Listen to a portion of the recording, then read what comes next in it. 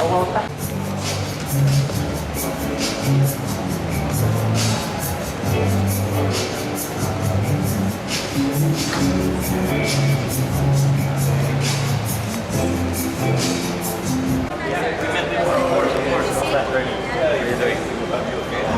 very trim, huh?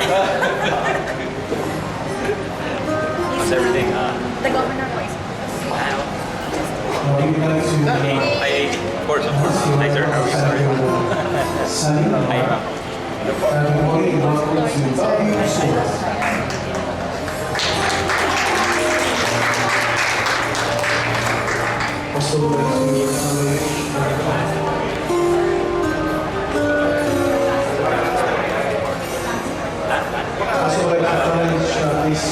Director Rowena this evening to visit our office. Good morning. Also, we would like to acknowledge Police Administrator our Chairman of the Provincial Tourism Council, Attorney Lucas Luna. Also, good morning.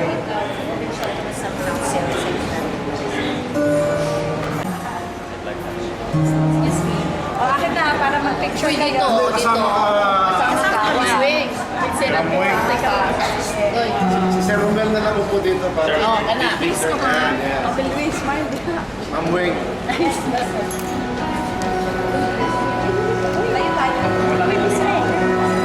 Sir, apel mo, sir. Sir, apel mo.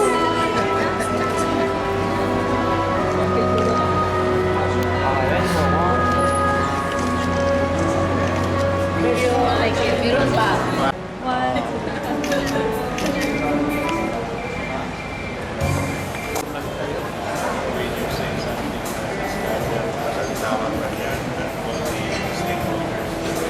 I was thinking would just be one big table, 1,000 lang tayo. So, makakain na ganito. Filing na yun, so very busy lang for that. I was just planning to talk to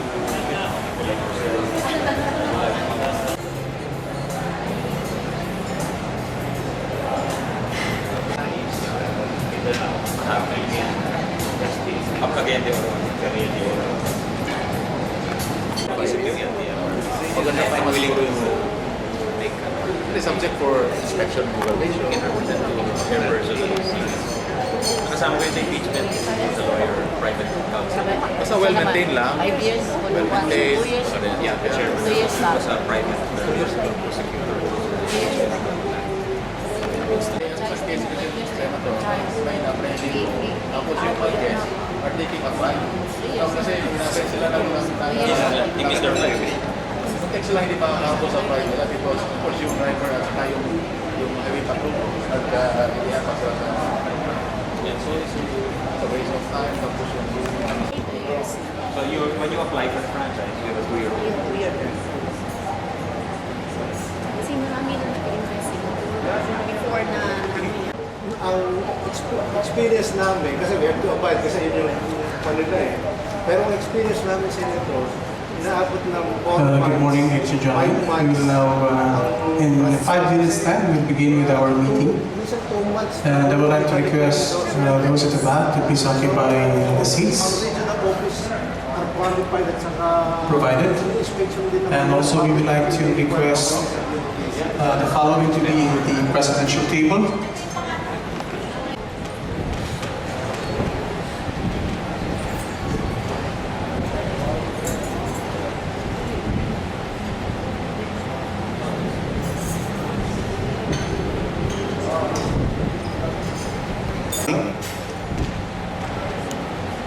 Maybe tonight, but I know in spirit and in mind they are with us.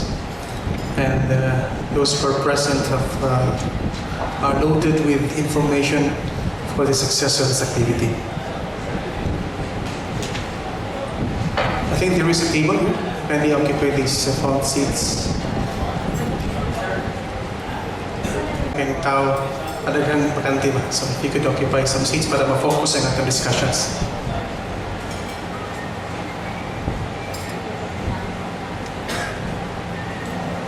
Okay, let us formally begin with our consultative meeting this morning. I request everybody to please stand for the prayer by Ms. Palacio, and please remain standing for the singing of the hymns.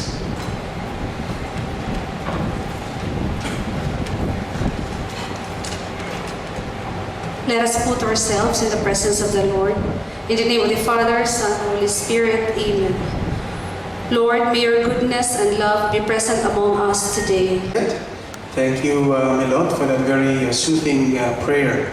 So once again, good morning and welcome to our Tourism Stakeholders Consultative Meeting. And to acknowledge the participants here with us, I'd like to call on our Chairman of the Provincial Tourism Council. Please welcome Attorney Lucas Nunan. Let's give him a big round of applause, please.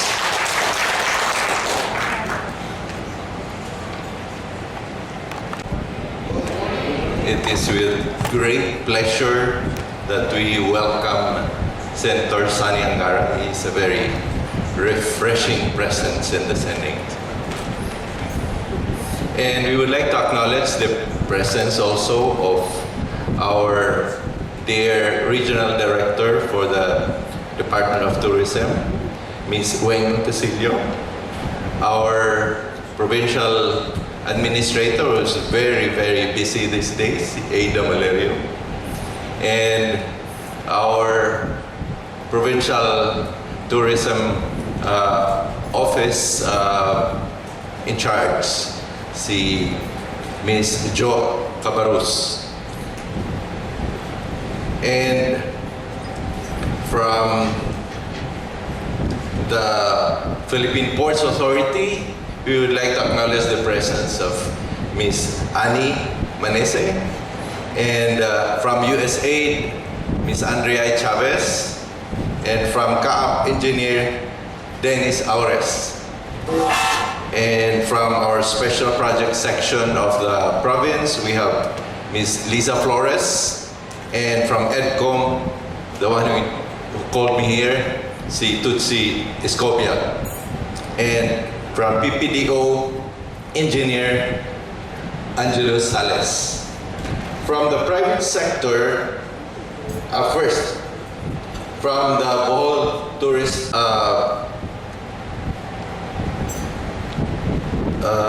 Mr. Jojit Manangkil, and then and PO2 Napoles. From the private sector, we have, of course, our host here, the President of the Bohol Association of Hotels, Resorts, and Restaurants, Mr. Romel Gonzalez, and Ms. Evelyn De La Torre from Panglao Chamber of Commerce and Industry. Representing the Bohol Chamber of Commerce, we have Ms. Mayet Gasatan. From the Bohol Association of Tourist Franchise Operators, Inc., we have Alma Castañares. From the Kahugpungan ng mga Bolanong Guides, si Boyet Bocales. And from the Bohol Society of Travel Agencies, we have LV Sarmiento. From Pamilacan Island Dolphin and Whale Watching Organization, we have here Mr. Agaton Baugo. From the Airport Operator Drivers Association, Inc., Mr. Ramilito Castañares. And from Hugpong Tricycle sa Pantalan Tricycle Operator Drivers Association, Mr. Federico Fornis Sr. And did I miss anybody? So thank you very much for your presence. Thank you very much. Let's give Attorney and all of us a big round of applause. And to formally welcome us all in our activity this morning, I would like to call on behalf of our beloved Governor, our Provincial Administrator. Please welcome with a big round of applause, Provincial Administrator Alfonso de Manani. Thank you very much, our head of EDCOM, the provincial government, Mr. Tutsi Escopia, Friends, ladies and gentlemen, atong hatagas masipang pakpak atong pinasidugang dinapit, our good friend, our champion dito sa Senate, dako ikatabang sa atong lalawigan sa Bohol. Senator Sani Angara, tagas masipang pakpak. Senator Sani was able to witness also our provincial government's flag raising ceremony and convocation program yesterday at the provincial capital. Of course, our very dynamic chair of the Provincial Tourism Council, Attorney Lucas Nonag, Attorney Doy, Pakpakanato. Our very energetic also and very supportive Regional Director of the Department of Tourism, Director Weng Montesilio. Joe Cabarros, our head of the Bohol Tourism Office. Other stakeholders, heads of the different agencies, national and local, from the private sector, from Bohol Chamber of Commerce, from the PNP, law enforcement units, and of course the team of Senator Angara. Kanyang tanan, maayong buntag. While the good senator was already officially received and welcomed by the governor yesterday at our provincial capital, usubon ako akong i-welcome siya for today's tourism stakeholders activity. And with the presence of the different players from the resorts, hotels, transport sector, consultants, and the provincial and local government of the province of Bohol, we hope that this activity will somehow give us a more detailed update of where we are right now, where are we heading, our current the status of our industry, both local and international, because maghihisgot ta og Bohol, ato yung gi-advocate kanunay na we should be internationally and globally competitive. Daghan kayo ang atong kompetensya ni maong industry. Nahibaw sa mo and nahibaw ta that there are a lot of challenges confronting the tourism industry. And so we believe that having a forum or stakeholders forum will give each and everyone a time for us to maybe interact and discuss some important matters na pagkatag o kaugmaran sa atong industriya din sa Bohol, especially the tourism industry. When we talk about tourism, we talk about service standards. When we talk about tourism, we talk about peace and order and internal security. And that is why the governor today or this morning presided a meeting together with all law enforcement units, from the PNP, from the Philippine Coast Guard, from the Philippine Navy, from the tourist police, from the mayors of Dawis, Anda, and Panglao, and the Special Forces Battalion, and Mayet was there from the chamber because we were discussing security matters, labi na in the coastal municipalities of Bohol. We know what happened to Samal and the kidnapping incident in, I think, Dipolo. So there are security matters that we need to be updated, and dako ang atong ikatabang din, especially the resort and hotel operators, on how to make sure na ang atong mga turista din dapat maprotektahan yun. Mao na nga importante ni mga stakeholders forum. When we talk about tourism, we also talk about the transportation, service standards, rates, room rates, accommodation. So daghan, our environment, the prices of fuel, the prices of food, the tours, the attractions and the activities. And dako ni usab kayo nga industriya nga gikatampo sa kalambuan sa lalawigan sa Bohol. BIR records din compared to 2013 and 2014, may increase yun ang atong contribution. Kaya dako man ang collection sa BIR brought by the industry sa atong turismo din sa atong lalawigan sa Bohol. Despite the earthquake that happened 2 years ago, nagpadayon ang resiliency sa ato ang industriya tungod kay nagtinabangay manatanan. And that is why Senator din sa Bohol yun ang tanan nga players from the government, the private sector, and our strong collaboration with the civil society and the non-government organization kanunay naa because we consider them as part of the industry. When we crafted the vision and mission of Bohol, it was participatory, it was organized with the help of the private sector because we believe that they are very important component of the entire industry. And so your presence today, nahibaw mi nga dako kanay katabang o ang imuhang influence dito sa Senate, dako sa katampo sa kaugmaran sa among industriya sa lalawigan sa Bohol. So, in behalf of Governor Chato, I welcome you all. Thank you and good morning. Thank you very much, Provincial Administrator A.D. Malario, in behalf of our beloved Governor, Governor Engarin Chato. He was mentioning about resiliency of Bohol. Incidentally, we will also be remembering the Great Bohol Earthquake, and this will be a day also of prayer and thanksgiving for Bohol, and proved how Bohol rose up after the Great Earthquake.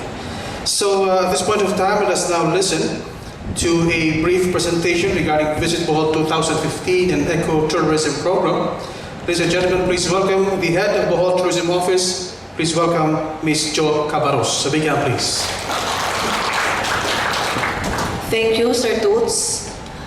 Good morning, everyone, to the esteemed personalities at the presidential table. We are very much honored with the refreshing presence of our champion in the House, Senator Sonny Angara, and our beloved Governor, Attorney Edgar M. Chato, is ably represented by our Provincial Administrator, Mr. A. Malario II, our beauteous Regional Director of the Department of Tourism, Region 7, R.D. Weng Montecillo, of course, our very stalwart promoter of tourism in the province of Bohol, our very own PTC Chair, Attorney Lucas Tunac. And of course, all the stakeholders are here, regardless of the very brief time for invitation. Thank you very much for being here. And I am tasked to present to you two of our most important strategies for rising from the ruins after the calamity that impacted the tourism industry. So I will be presenting very briefly the Visit Bohol 2015 and the Ecotourism Bohol program. And I was advised by Milot that I have to deliver this in 10 minutes, and I believe her clock is already ticking. But I would also like to acknowledge the arrival and the presence of our very own representative, the 1st District of the province of Bohol, the Honorable Rene Lopez Relampagos. Thank you very much, Kong, for gracing us here. Okay. So then may I ask Neil to please. Okay, so as I said earlier, these are only two of the strategies that we have implemented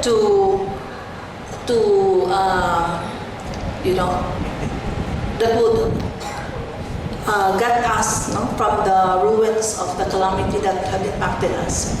So the aftermath of the 7.2 magnitude earthquake that hit Bohol on October 15, 2013 has affected the tourism industry of the province of Bohol, which has become significant in the decrease of the tourist arrivals. And the tourism stakeholders devastated by the disaster collaborated with government for its speedy recovery. It's not showing, Neil.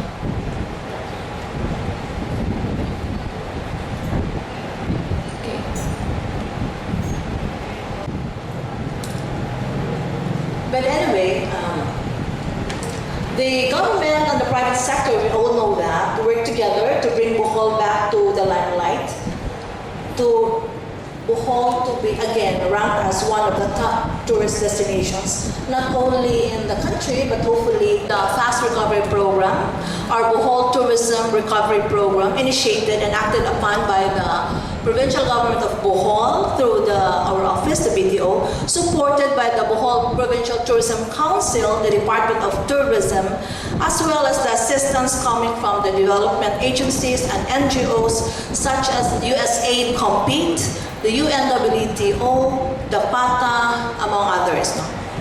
So USAID Compete set an avenue for all sectors concerned to meet not only once but a lot of times so that Bohol could come up with something to attract more tourists to visit the province. The Department of Tourism as well, and the provincial government, the tourism stakeholders with USAID Compete became one in the planning and organization of events. And most especially, media became a major partner, made possible through AirAsia also as the province's airline partner at the time. And we were very much, we have her presence here with us this morning.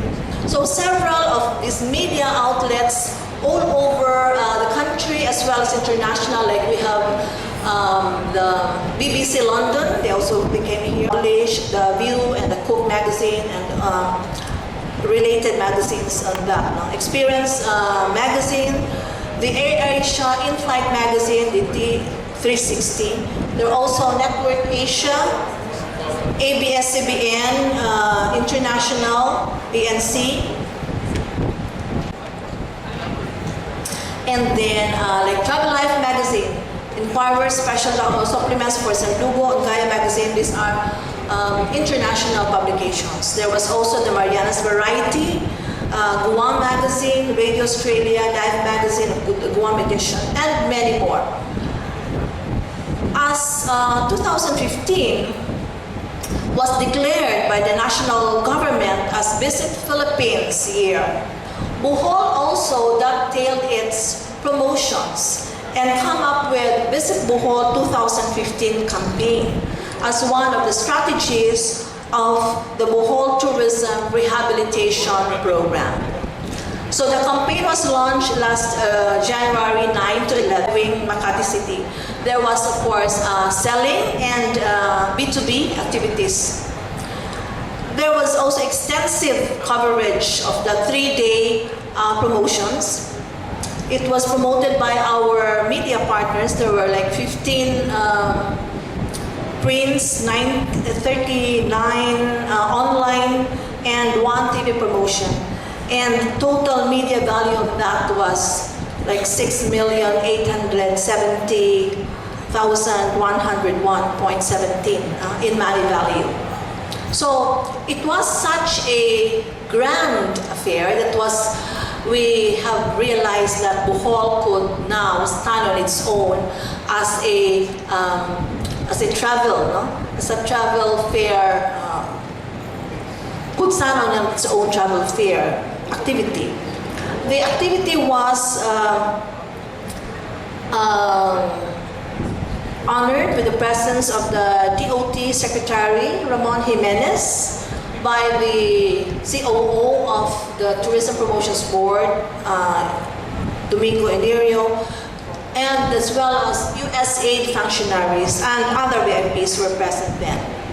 So there were daily programs which also featured our talents in the province, like the Lobok Children's Choir, and other local Boholano entertainers that were based in Manila who added to the ongoings of the 3-day activities. And all you can see now are the pictures so that you would have an idea for those who were not able to see, who were not there, an idea of how it looked and what were the activities that were done.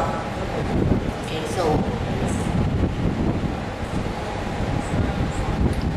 so the target output of that activity, the target sales was met beyond expectation. So the total sales recorded on January 30 was 4.2 million. And you could never imagine that for a 3-day activity. So this, the data was based on the consolidated survey that was done right after each day's activity. And before I go on further, may I acknowledge the presence of the representative of the 2nd District of the province of Bohol, the Honorable Enrico Aristotle Aumentado. Please come up. have you here. So the Thank you for your presence. campaign was really met. We were able to launch the Visit Bohol 2015 campaign through a travel fair. We conducted B2B, business-to-business activities with our own Bohol suppliers and of course from buyers in Manila. And we're also able to sell tour packages to the target market. And so that was that. We were able to garner 4.2 million on that. Marketing and promotions was maximized to increase tourist arrivals. The partnership between the public and private stakeholders was strengthened. It was also aimed to promote tourism in the province. And both private and public stakeholders were encouraged to make the province as one of the country's most visited destinations. So, okay.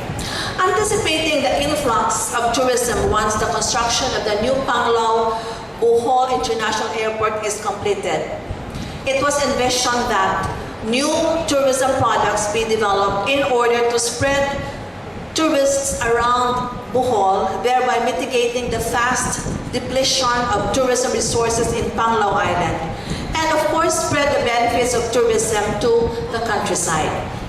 So the Japan International Cooperation Agency, or JICA, the Sustainable Environment Protection Project, or the SEP, and the provincial government of Bohol, and the local governments of Panglao and Dawis, through our office, collaborated with the tourism multi-sector, tour operators, tour guides, or the hotels, the council, offices like the Provincial Agriculture, the Department of Trade and Industry, the Department of Tourism.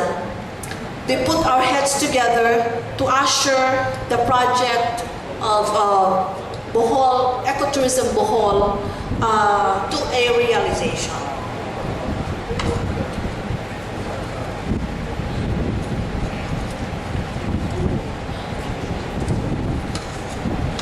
Part of the objective of coming up with the Bohol Ecotourism program is to promote a well-balanced development for tourism, but also promote and encourage local economic activity.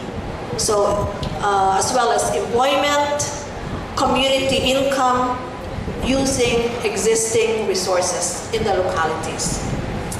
The creation of more new tour packages by clustering tourism sites, now dubbed as the Bohol Surprise Tours, and we have 12 of them, under the banner of Ecotourism Bohol, also aimed to provide more options for guests and definitely repeat visitors, because we're intending to make Bohol a repeat destination. This was hastened to fruition after the twin calamities that hit the Central Visayas in 2013. The program started in March of 2013, and after that came in the earthquake and the Yolanda. So that has encouraged us to make the program work in order to give more options for tourists to make their visit to the province more enticing. The Bohol Ecotourism program has a tagline, and we call that the luxury of simplicity in nature and people.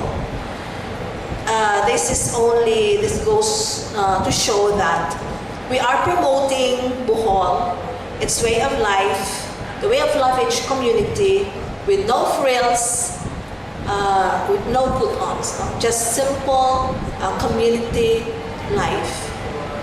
The program was launched in March 21, 2015, and continued until the first week of September, which was the culmination of the project.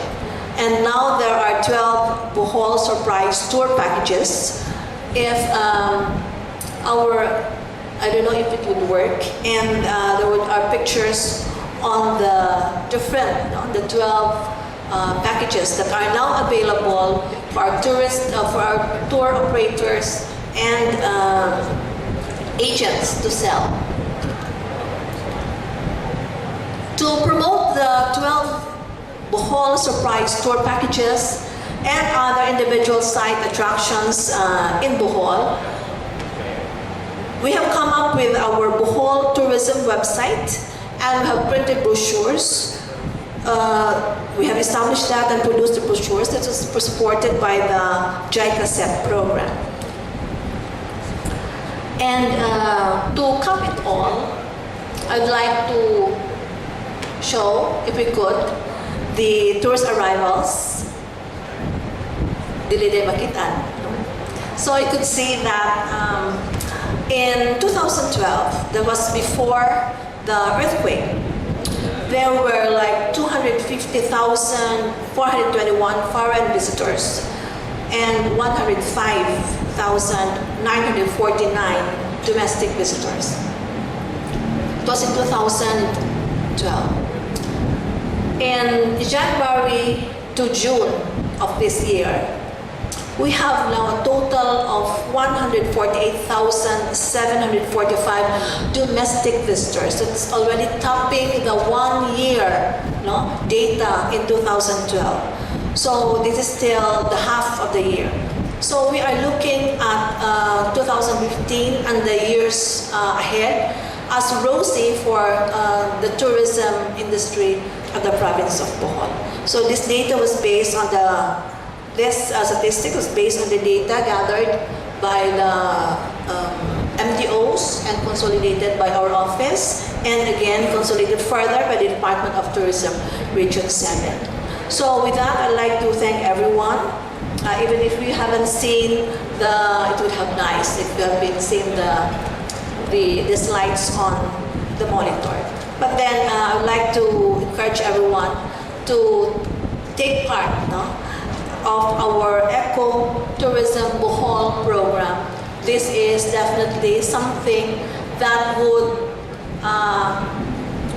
make your experience more in-depth because you would be experiencing local culture and activities in these different sites. So with that, thank you very much and have a good day. Thank you very much, Ma'am Jo, for that very informative and very extensive presentation about Visit Bohol 2015. One of the major projects in the province of Bohol right now is the new Bohol Airport, which is expected to boost more our tourism programs. And to give this presentation, I would like to call on our Provincial Administrator. Please welcome Provincial Administrator A. Damanario. A big hand, please. Thank you, Tusi. Good morning again to everyone. Of course, we are not here with the presence of Congressman Aris Hurtado and Congressman Rene Relampagos. As the designated project chairman of the Local Project Management Office of the new Bohol Airport, allow me to update you of the project, especially our distinguished senator and the members of the Congress. So the new Bohol Airport project is a unique project because it has a component of environmental sustainability. I think this is the only project in the Philippines wherein the package yun, ang environmental component of the project, because part of the agreement of the JICA and DOTC appeal yun ng environmental protection. Next, please. So, the scope of my presentation will cover the land acquisition, resettlement for the project of affected families, livelihood trainings and employment opportunities, and etc. Next. Umuta na mo sa magalaka atong airport in Panglao compared to Tagbilaran. Our Tagbilaran Airport has a area of only 28 or 27 hectares. Ang atong New Bohol Airport is 229 hectares. Yun na kadako ang atong airport. So those are the status of the land acquisition. I think 97% are already acquired by DOTC through CAAP and through DOT. Most of these lots were acquired during the term of former Governor Rene Relampagos. And I think 40% of the land were acquired during the incumbency of the late Governor Inigo Mentado. Kung matana ko sa ng barter, no? There are some lots, ang lot owners nga, they want nga ang ilang lote within the airport project, dili ibaligya. Ilang gusto i-barter of government land para ma-maintain nila ang ownership, but only it's outside the airport perimeter. Next. So that is the vicinity map of the airport. Okay. It covers 4 barangays of Tawala, Lourdes, Bulod, and the barangay of Danao, partly Danao. Then for the resettlement project, dako ni nga concern yun from JICA. JICA has to make sure that prior to the start of the project, all the affected families within the airport should be relocated and provided with a housing project. Mauna nga, first time na ang provincial government engaged o resettlement project o a housing project approved by the Housing and Land Regulatory Board para sa mga pamilya na ma-relocated, affected sa mga project. Okay. So, mauna ang mga affected families, ilang mga balay, in Tawala, Danao, Bolod, and Lourdes. There were about 70 affected families. They were given options nga mo relocate sila ato sa resettlement area or they be given cash kwarta nga kung sa ilang gamitan sa ilang kwarta. They are given options. Next. These were done about 5 years ago. Nagtaging mi sa mga balay kung kinsay ma-affected sa mga families nga sold sa airport. Okay. And now they are relocated to this new resettlement project, a 2-hectare property in Barangay Tawala.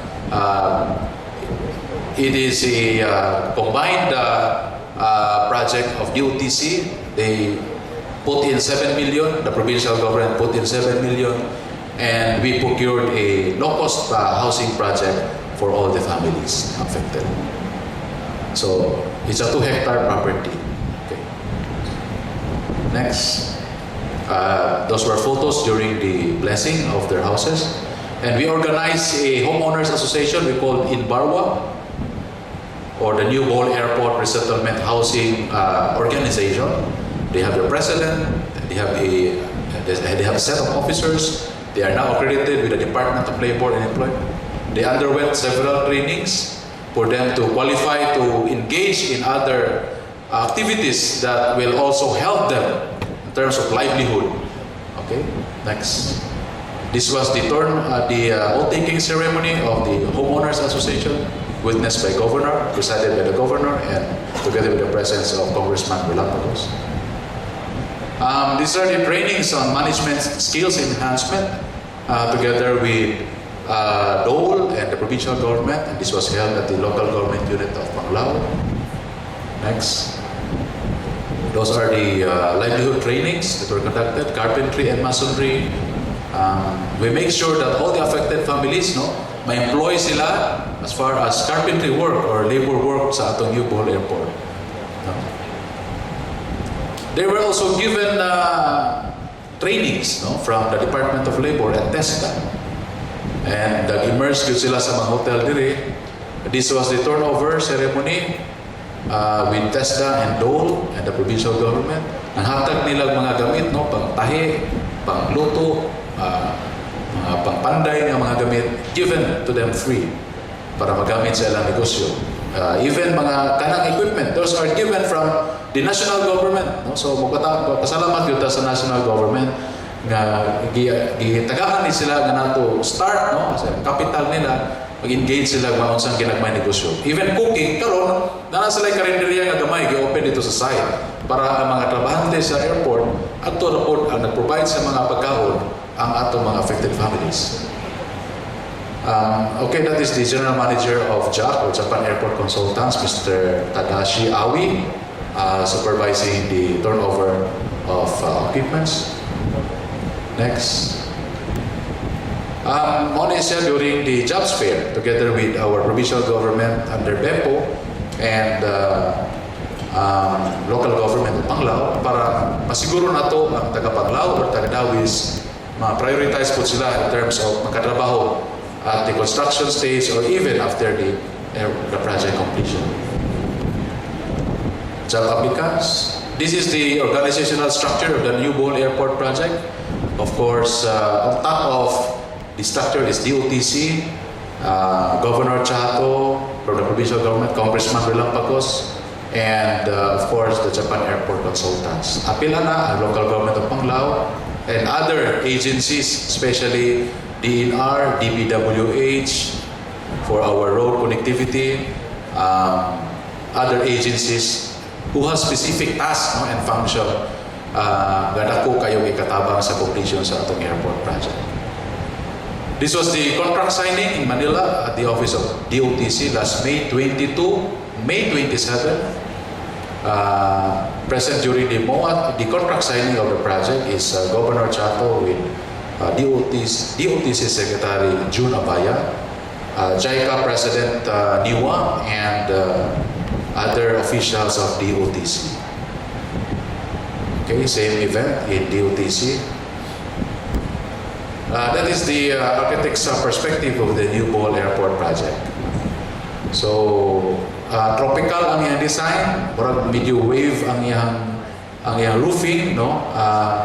This is designed by Jack, and ang ilang architect nga gi-commission ani is from Europe, no? Dili Japanese ang nag-design ani. So, an architect from Europe. Nakalimutan ko kung sa ito na country. Okay. So, this is the front facade of the terminal. Next. Originally, wala tayo appeal ng passenger apron, no? Gilabi na yun ni Congressman Rene and of course Governor Chato nga ma-appeal yun ta because the original plan is wala siya passenger ramp, no? But because of the consistent request of our leaders, na-appeal, napahabol ni, no? Siya nga tulo ka passenger ramp o passenger tube, whatever itong term na ma-connect dito sa atong mga airplane so that ang atong mga senior citizens, ang atong mga differently able nga mga pasahero, accessible na nila, no? Panahon po tinguan dito mabasa ang taon. So, mauna nga napahabol ni siya. Next. This is the interior of the airport, of the passenger area and the other facilities. Next.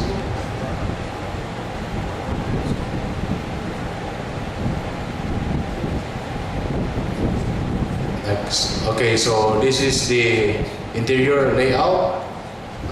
As you can see, dito sa tulo na itulo ka passenger tube, the arrival area is here in the left and the entrance for the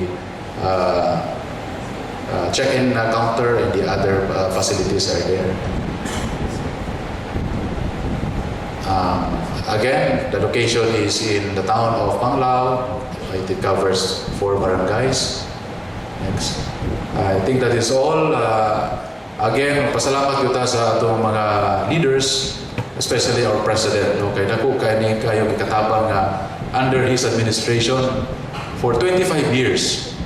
No? Tiya mo na 25 katuig. Sukad na conceptualize ni until FS and detailed engineering studies were conducted.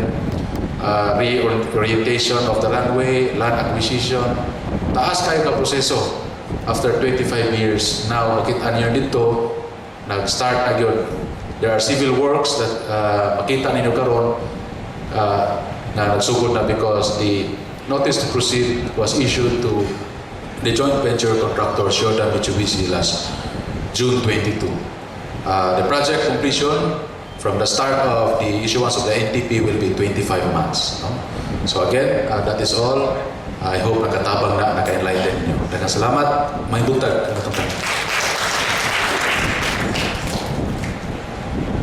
Thank you very much, Provincial Administrator Eddie Valerio, for that very revealing and very well-organized presentation.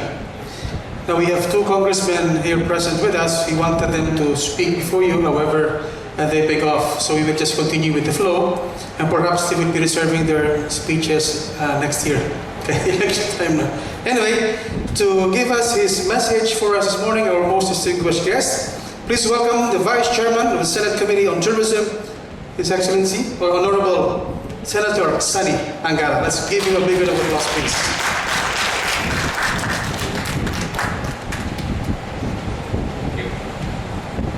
Salamat, Mr. Scobia. Thank you. Good noon to all of us, sa ating distinguished guests here. Of course, to our former colleague in Congress, now the very capable chairman of the House of Representatives Committee on Tourism, Congressman Rene Relampagos. To the son of a great governor who has a lot of potential himself, Congressman Eric Aumentado Jr. Sa ating representante po ng ating napakagaling na gobernador, A. Tabalerio, representing the governor of the province of Bohol, who was also my colleague in Congress for 6 years, and he was also the chairman of the Committee of Tourism. So I'm not surprised that Bohol's tourism is one of the most vibrant provinces in terms of tourism in the country, and the future is very bright for you. Thanks also to very capable officials like Director Rowena Montecillo.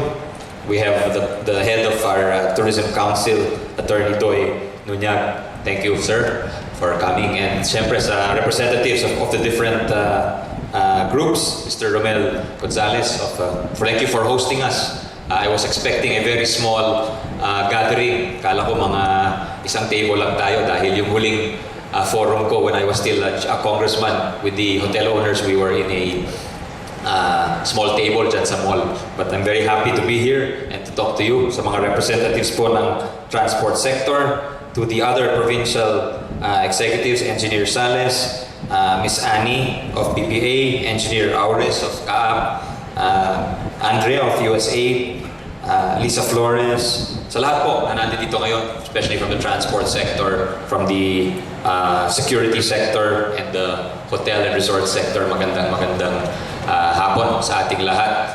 I don't want to speak too long because I'm here primarily to listen to your concerns. I thank you for supporting me as senator, and I have 4 years left. May 4 na taon pa ho tayo sa ating termino. We'll be around till 2019. So I think there's much to be achieved by working together dito po sa sector ng tourism. And I'd like to share with you that I was congressman of Aurora Province for 9 years. And we're also stakeholders in the tourism sector of the country because my father and a few friends put up a hotel in our province in Baler. You may have heard of Baler, Aurora. It is now a very sought-after tourism destination in Region 3 naman. Ito ay facing the Pacific Ocean po. It is where they shot the movie Apocalypse Now, si Francis Ford Coppola, a very famous Hollywood director who directed The Godfather, among other things. No? We're famous for surfing, just like Siargao, just like La Union, Eastern Samar, Giwan. We're part of that circuit that goes surfing. But I think we have a lot to learn from Bohol's tourism because I was looking at your presentations. Talagang pinag-aralan po. I think they've been, ang maganda dito, you're all working together and your officials, very enlightened, nakikinig po sa inyo. Ang kailangan natin, yung mga concerns ninyo, you're working together, iparating po natin sa national government. And I'm here to help assist yung prosesong yon na lahat ng concerns yung ma-address ng ating national government. Nag-open forum na tayo kanina while we're waiting, but we'll have another open forum after all these speakers at pakinggan natin yung mga concerns ninyo. Rest assured na meron kayong kaibigan sa Senado who can help forward your concerns. I'm here with my staff members. Actually, 4 lang ang kasama ko ngayon, but we're actually 40 po kami. Dinala ko dito sa Bohol to observe and to learn and to enjoy the delights of Bohol. They're going around the province today. I think Director Rowena prepared a very nice tour package for them. Ako, nanggaling na ako dito maraming beses, so napuntahan ko na yung even before the earthquake, dala ko yung pamilya ko dito. We stayed at the old Bohol Beach Club. So I'm very happy. I've seen the progress since 2006, 2007. Ang laki ng pinagbago rin dito. I've seen the investments. Yun ang test talaga eh. Kung willing mag-invest dito ang isang negosyante. I've seen how tourism can lift up and provide livelihoods for the local community, no?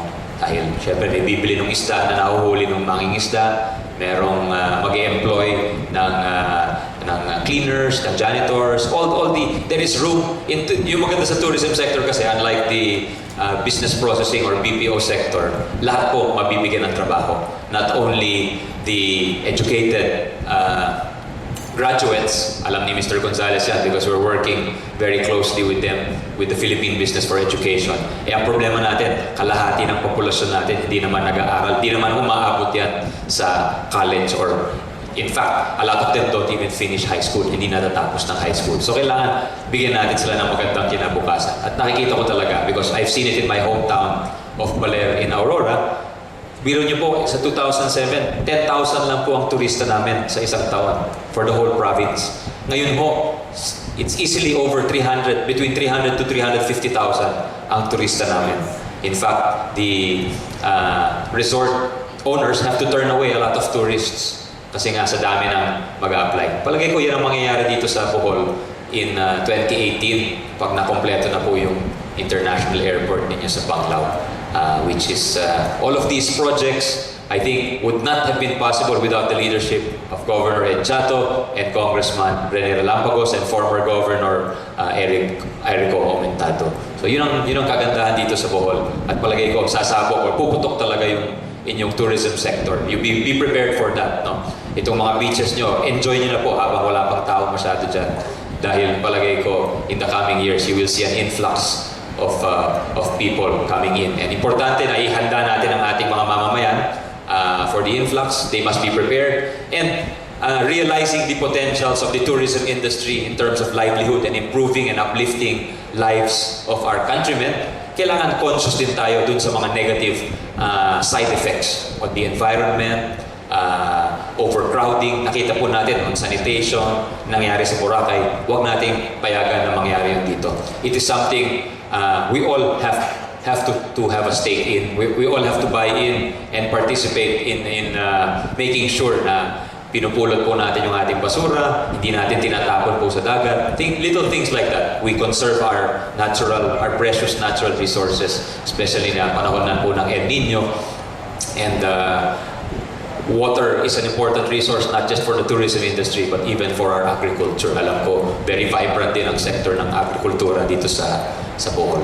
So yun lang ho. I don't want to say more. I think there will be more ideas exchanged between us in the coming hour or so. At nakikinig po kami sa inyong mga concerns and we'll make sure we present these to the national government. And as I said earlier, we'll be around for the next 4 years as your senator. So maraming salamat uli sa office ni Governor, kay Kong Rene, Kong Eric for helping organize this very nice forum at salamat sa inyong pagdala dito. Maraming salamat po. Thank you very much. Once again, let's give another big round of applause, please, to Senator Sani Angara. So at this point of time, the floor is now open for a few questions or any concerns from our stakeholders here present. And please identify yourself, and please also identify the person who your question will be addressed to. So, Mr. Pascual, kindly introduce first yourself and then to the person who will be addressing the question. Magandang tanghali, Senator. Mr. Gas Pascual po, chairman po ako ng isang transport cooperative sa Bohol. Dalawa po ang gusto kong iparating sa inyo. Una, about sa Department Memorandum Order ng Department of Tourism, Department of DOTC, Transportation and Communications, way back in 2013 po. Nagpalabas po sila ng memorandum na ang mga tourist franchise, vans, cars, and buses, dapat po brand new. When they say brand new, current year model. So, pag inakalayo na 2015, dapat 2015 model siya.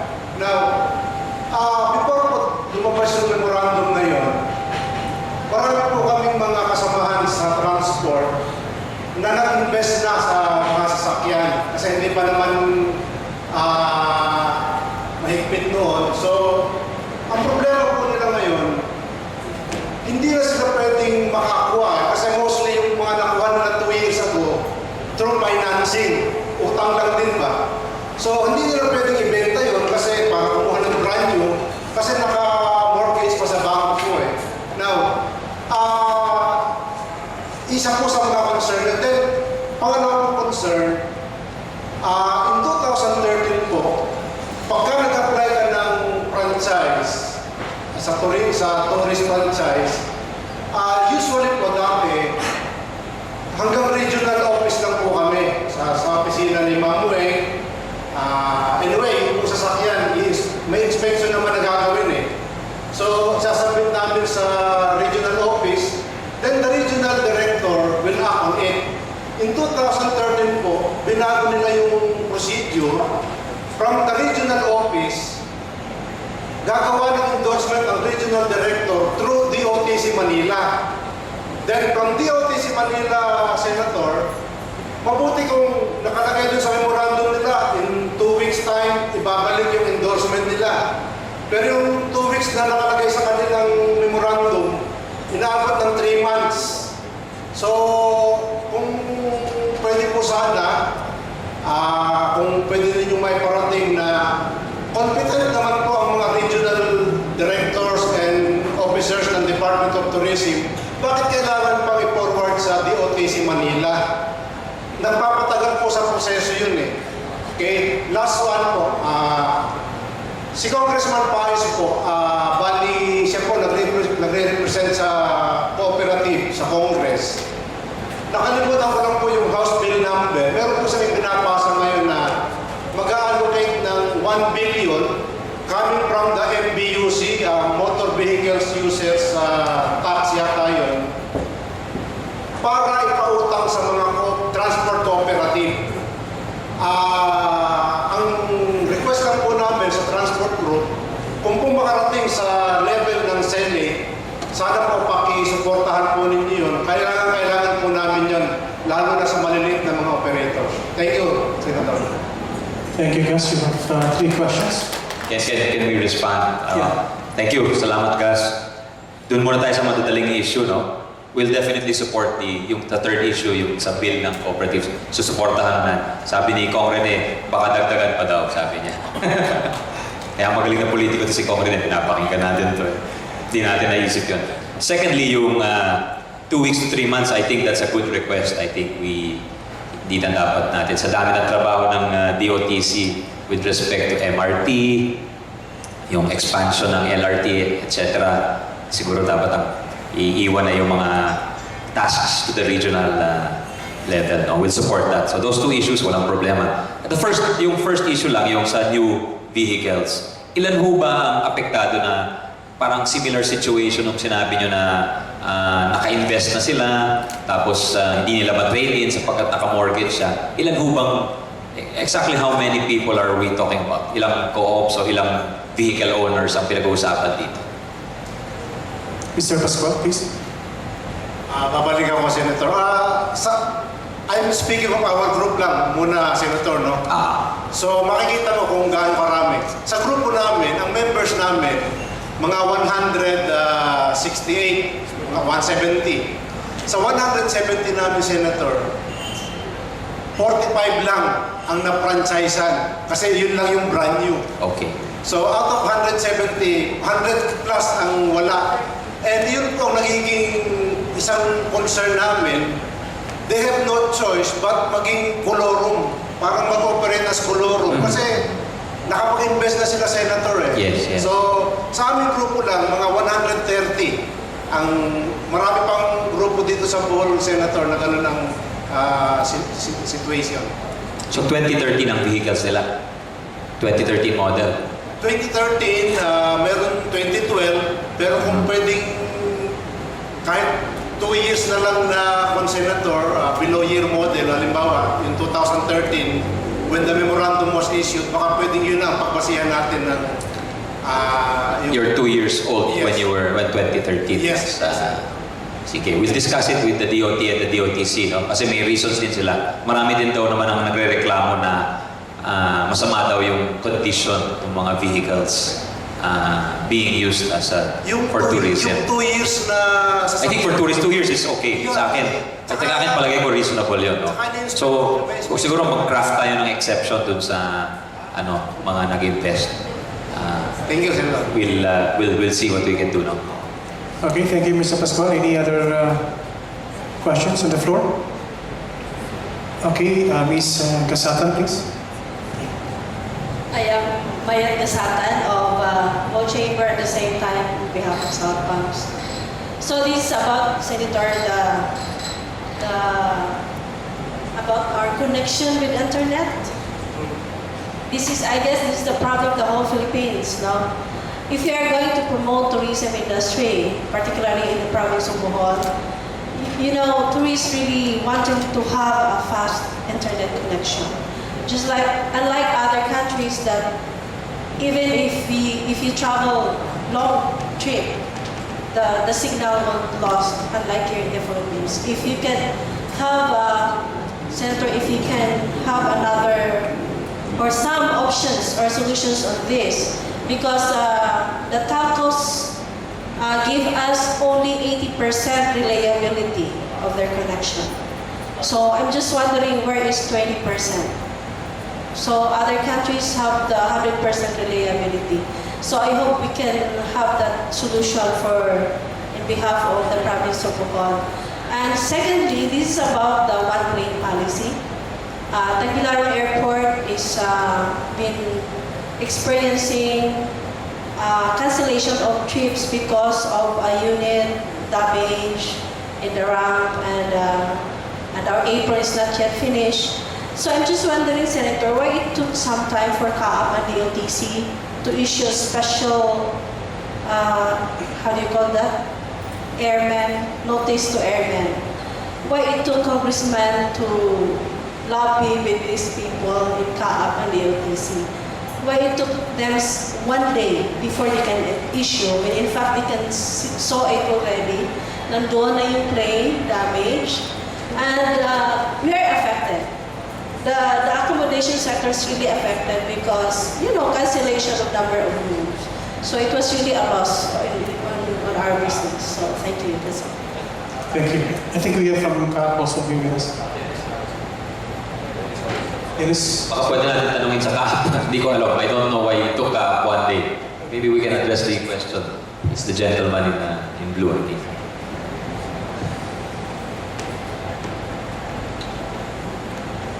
Morning, good morning everyone. With regards to the exemption issued by CAAP in connection sa naging problema ng PALI. Actually, we have a directive issued by the Director General already published in May of 2013. And it's only the DG that can waive that procedure. What we call that aerodrome procedure.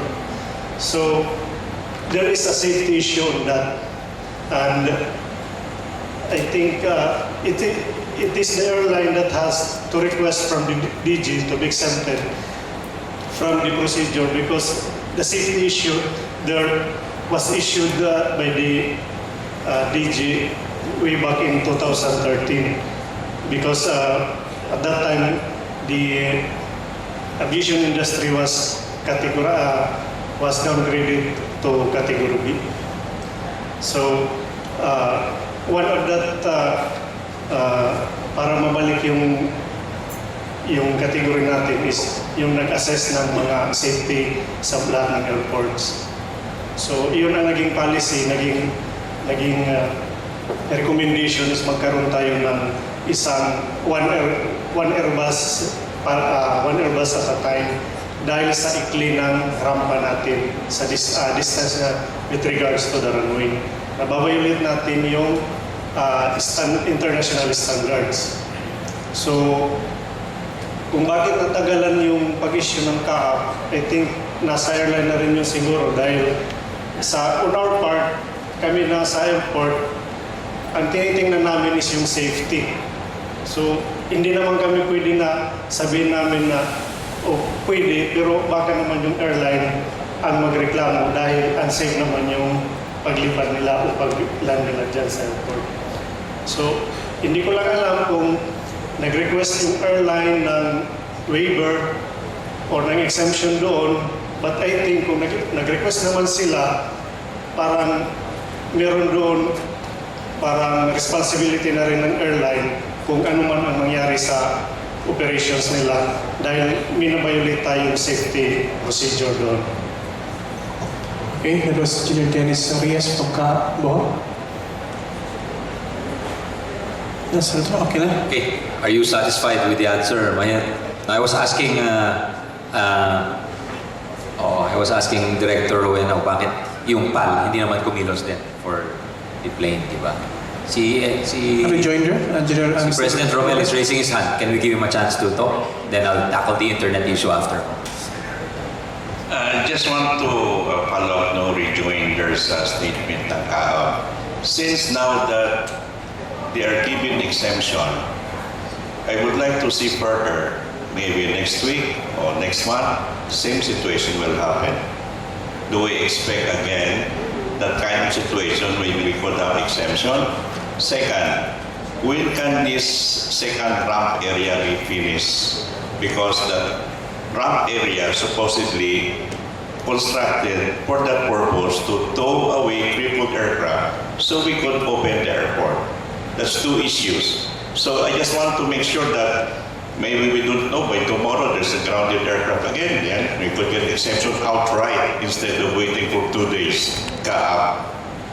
Who will initiate this one? The airline or the CAAP? We do not know. I think it should be mandatory now because CAAP is in charge of the airport. They should do it automatically. Give exemption so the airline could proceed their flights. That's only 2 points I wanted to raise. Thank you. Okay, we will request again Engineer Arias, please. With regards to the emergency ramp, it's now 95% percentage of completion. Unfortunately, the last concrete pouring was done last Tuesday, so it will take another about 28 days for the curing period. So, probably may naman time pa magagamit yun. So, come again sa 28 days, also? Usually, concrete, yung seasoning ng concrete, tatagal pa yung mga 28 days. So, last pouring ng taxiway was done last Tuesday. So, from that time, count pa tayo ng 28 days. Kung sa isa nung request nila na ma-issue ka agad kung nangyari ulit yun. Wala nang 1 day. I guess kasi may lost revenue yan, may lost opportunity yun. Not only for the actual passengers, but also in the future. Pag narinig nila, siyempre sasabihin nila sa mga kasama nila, this is what happened to us in Manila. Di na sila, or this is what happened to us in Bohol. Di na babalik yun.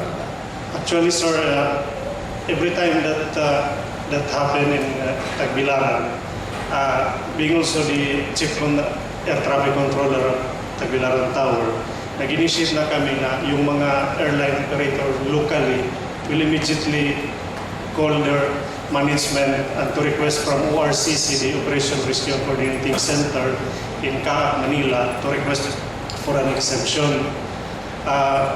Dahil kung on our part, we don't want na kami ang mag-violate ng rule na initially namin yung regarding sa safety concern. So, yung airline na affected, yung minasiraan, usually, in-encourage namin sila na to report or to request immediately for an exemption. Bakit yung airline na mag-request? Hindi ba pwedeng kayo mag-request? With the DG, kasi kayo may alam ng situation sa ground and then it's not just a safety issue. I think it's also a public efficiency issue, di ba? Hindi lang siya safety issue na limited ang CAAP. Kasi kami yung gumawa ng batas ng CAAP in 2008 ang Chairman si Monico Puentevilla. The authors of the CAPLOR are myself and my father and Congressman Puentevilla, who's already the mayor of Bacolod City now. And ang envision naming agency is not just a public safety agency. You mentioned the downgrade of Philippine airports by and aviation standards by the international agencies. That's why we finance-break natin yung batas na yun. But we didn't envision it as just a safety agency. We envision it as a developmental agency, which is why we gave you the power, we gave you fiscal autonomy to be able to, kasi nga, yung mga tao nyo, pinapirate ng ibang bansa, umaalis, di ba? Because we envisioned it to be a catalyst for national development. So, don't say, engineer, na safety lang kayo. Kasi, mas malaki ang role nyo kaysa sa safety. So, baka pwedeng, can you not be the one to issue that request para mapabilis yung papeles? Actually, kino-coordinate namin immediately actually yan with the ORCC and the airline. But to make it more para mas madali, para mapaabot ka kagad sa DG, it is usually mas mabigat kung ang airline ang may request doon sa ORCC kisa sa kami dito sa tower lang sa Roa. Okay, rejoinder to a rejoinder. Okay, still with Kaap. Still with Kaap. I'm just wondering, Senator, if somebody just like the local transportation, tourist transport, somebody is looking or monitoring as to the performance of the unit. How about the airlines? Is there a unit looking into the airlines industry if their unit is functioning well or not?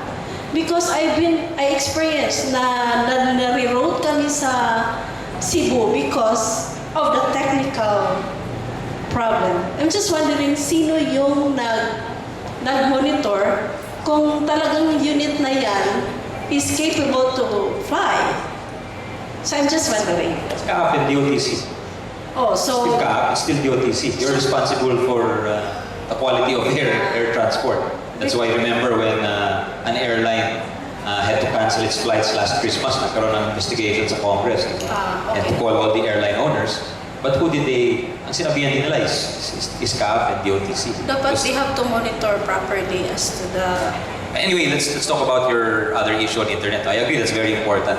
In fact, dun sa hotel namin, andun yung Smart eh. They're having their parang regional conference. May taga Cebu, may taga Negros. So sasabihin namin sa kanila, nagre-reklamo yung mga owners ng resort dito na mabagal yung internet. Oh, but seriously, the Senate had an investigation on that. It was the Committee on Trade led by Senator Aquino. And there's a resolution to call on the NTC to monitor speeds. So the NTC should, I think maybe ang nireklamo ng NTC wala silang budget to monitor, but we'll make sure that they will have that ability to monitor around the country. Okay, Senator Pamukina was here recently and it was also addressed during the open forum with the media. Okay, next question. I think, are we done with Kaap, right? Okay, next question. From the floor, from the transport, we are from the hotel. Any other? Or is everybody hungry already? Any more questions, please? Okay, I think the provincial administrator will ask a question. Okay. I would like to avail of the presence of the senator and of course the two distinguished congressmen. Senator, for your information, Bohol is an ecotourism province, no? And there is this policy from the DENR that they issues mining permits or mining rights to applicants at the regional office, no? Without getting consultation or without getting approvals from local government units, either barangay or Sangguniang Bayans or the local chief executive. Now, almost half of Bohol is claimed by one mining applicant, and there are no mining activities. No? So, ang ila lang, they apply for mining rights sa ilan na to, and then whoever applies for a mining concession or mining activity, they pay a certain amount to that mining claimant. No? So I don't know if we can check this with DENR. If we could revoke all mining claims in the province of Bohol, because again, preserving Bohol's environment, and there are no metallic, products here in Bohol. No?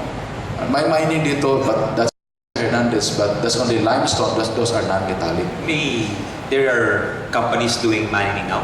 No, there are no. So, well, I don't think there's a problem kasi the national government cannot grant that permit unless the local governments give their okay. So, Yes, but until pag hindi naman pumipirma si governor, those claims, they're just claims. But the They're not, NR region approves mining claims without getting endorsements from even the barangay or Mali yun. I think there's maybe there should be a requirement that they must get because that kaya nagkakaproblema sa South Cotabato, for example, with Tampakan. And the provincial government, merong malaking mining company, yung Extrata and Glencore, but Sagittarius Mines, but the provincial government or the Sangguniang Panlalawigan of South Cotabato issued a resolution banning open pit mining. So, kasi walang consultation, that's precisely that's the one of the subplots of mining, kaya hindi umuusad yung mining industries because ang bearer of risk yung local communities are not consulted and not given adequate reward. So ako, I'm not worried about that because like in Aurora, there are no miners there, but there are hundreds of claims. But the national government cannot proceed with with granting those claims until the local government sign on. So, but anyway, yung sabi mo sa regional, mali siguro yun na nabibigyan sila ng claims without consulting the local governments. We'll look into that if there is a legal or structural defect. Okay.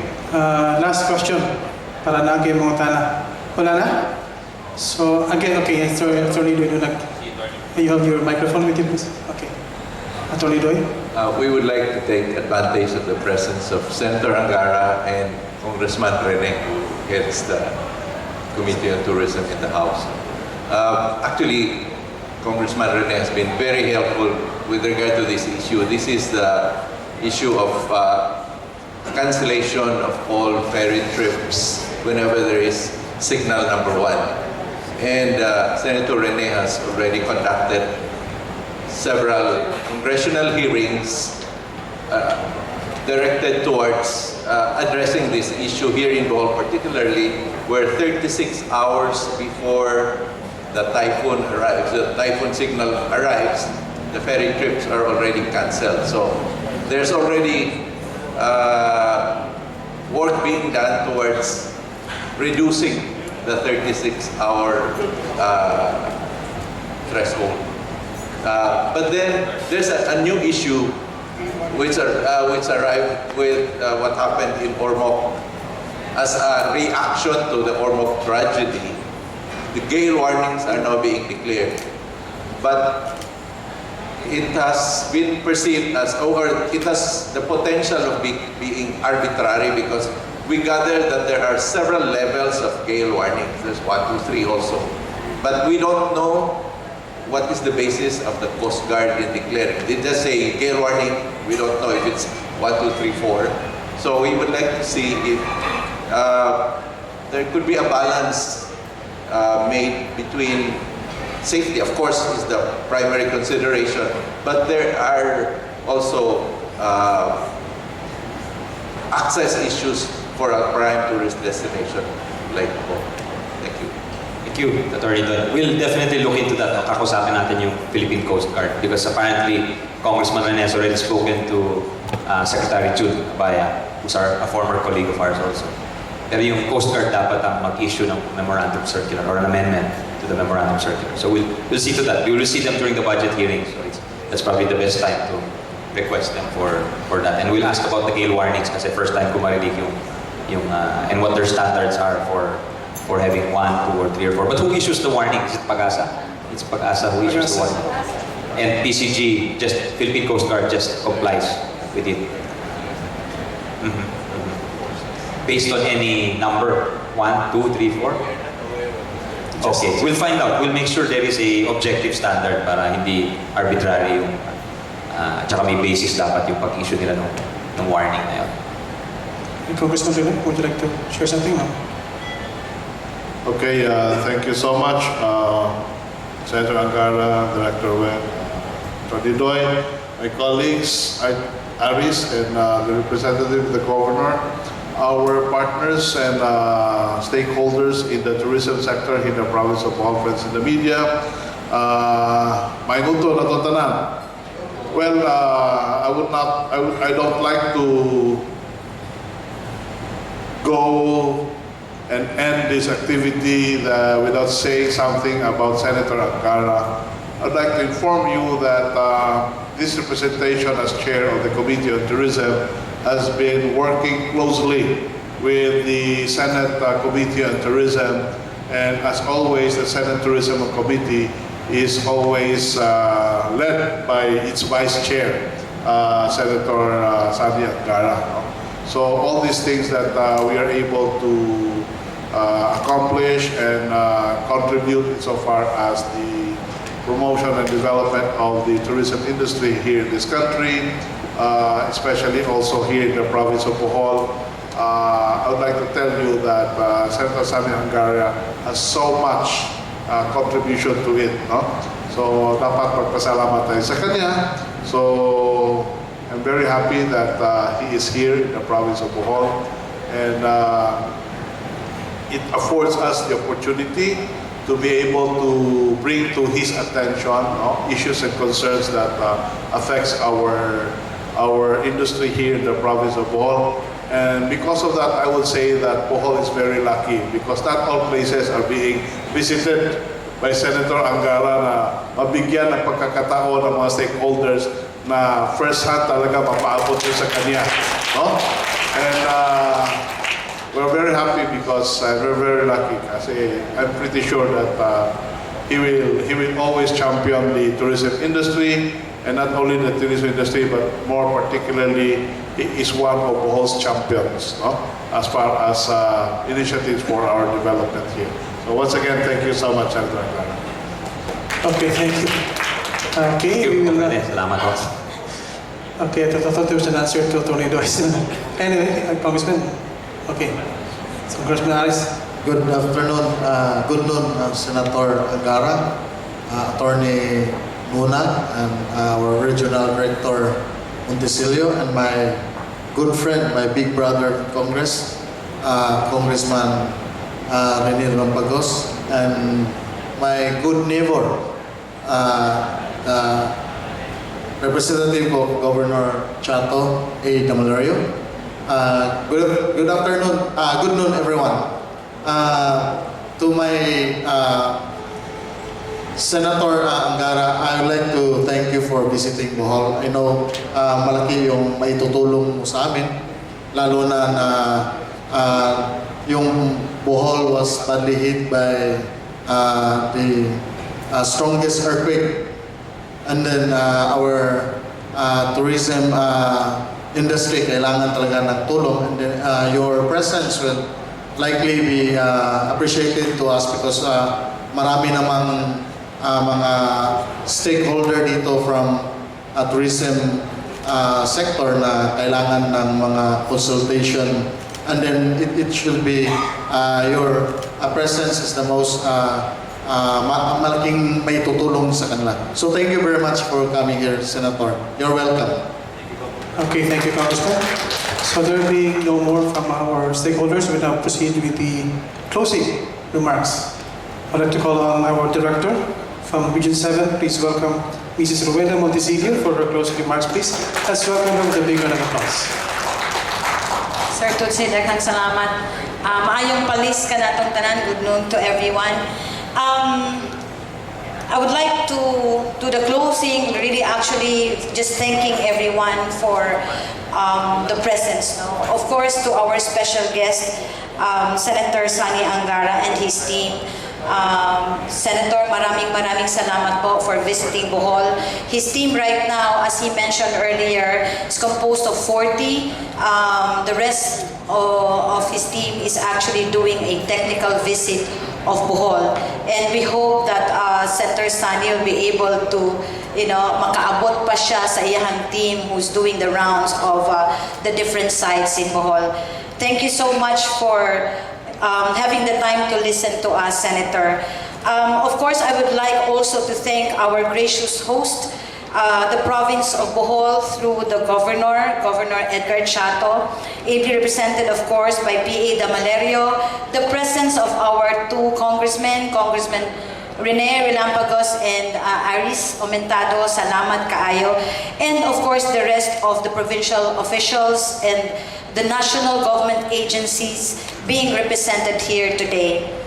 Of course, thank you, Mr. Romel Gonzalez, sir. Thank you so much, Bellevue Resort, for the hosting.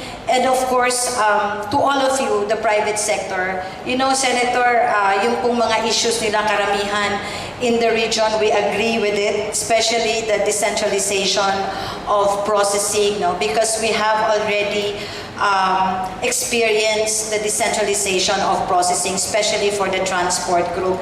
And we will be needing your help, sir, with regards to that. And with so many pa, although I can actually talk to the senator siguro later, but that's how strong the region is. Especially with Bohol province and Cebu province there in the region.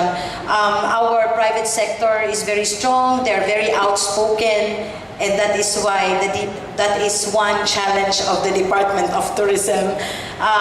Sa Cebu and Bohol pa lang, masyado na tayong maraming time na dapat igahin sa kanila, no? Ibigay sa kanila because they are very outspoken and they know the industry very well. So, you know, that is why I'm so thankful, Mr. Senator, that you are here and you have time to listen to them. Maayong udto o daghang kaayong salamat sa atong tanan.